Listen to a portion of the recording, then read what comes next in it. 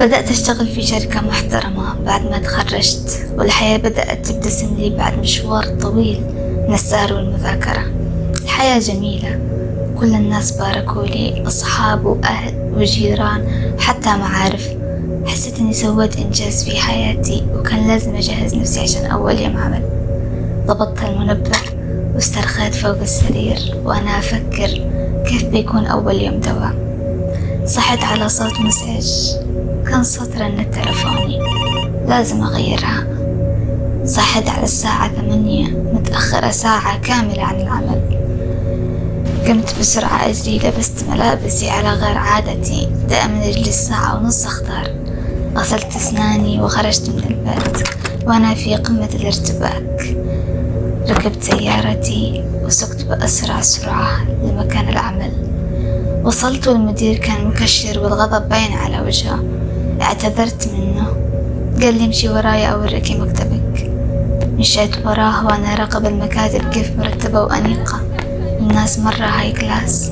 وصلت لمكتبي، قال المدير تأخرتي ساعة كاملة، كان المفروض تجي وتشوفي مكتبك وتتعرفي على الموجودين هنا عشان تروحي مع 5 موظفين تستكشفوا وتصوروا للمجلة. المدرسة اللي انقفلت بعد ما مات فيها 12 طالب بدون أي سبب.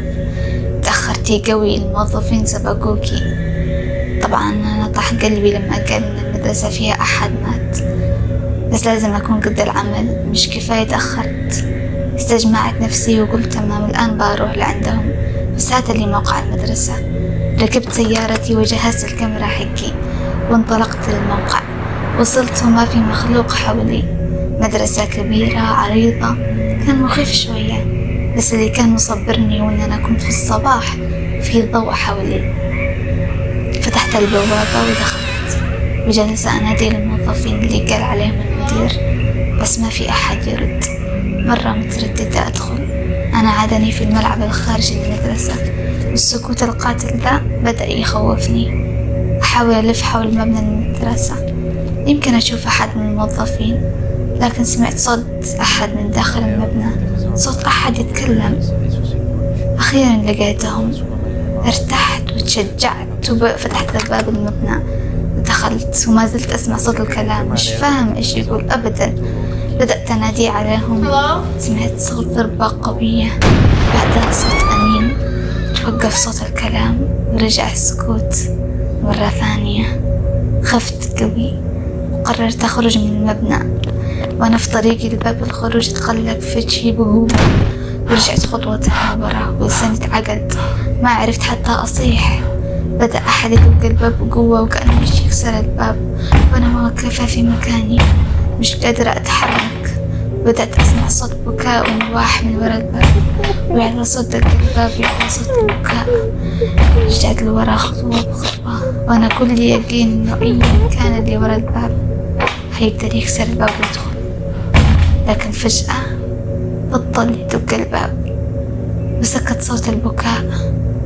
في نفس الوقت سمعت صوت خطوات، أحد ينزل بسرعة من الدرج لناحيتي. جريت نحو باب الخروج مرة ثانية أحاول أفتحه، لكنه كان مغلق. صوت الجري بدأ يقرب مني، لكن مش شايفة أحد قدامي.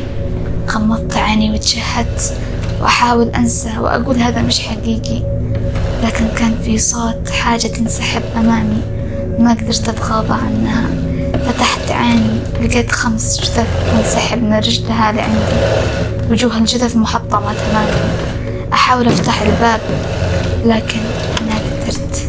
جلست في الأرض وأنا عاجزة، وعرفت أن أيا كان اللي قتلهم حيقتلني بنفس الطريقة. جلست أشوف الجثث تقترب مني، ما في أي مكان أروح له، ما في مفر. أتأمل في الجثث وتترك أثار الدم بعدها. لي في طريقة خلاص هذه نهايتي. غمضت عيني بيدي بقوة وتشهدت. الأصوات بدأت تهدأ حولي. فتحت عيني، ما لقيت ولا جثة، لكن آثار سحب الجثث موجودة. شفت لنفسي، لقيت ملابسي كلها دم وأنزف من رقبتي. تمددت على الأرض، أشعر بالألم والخوف.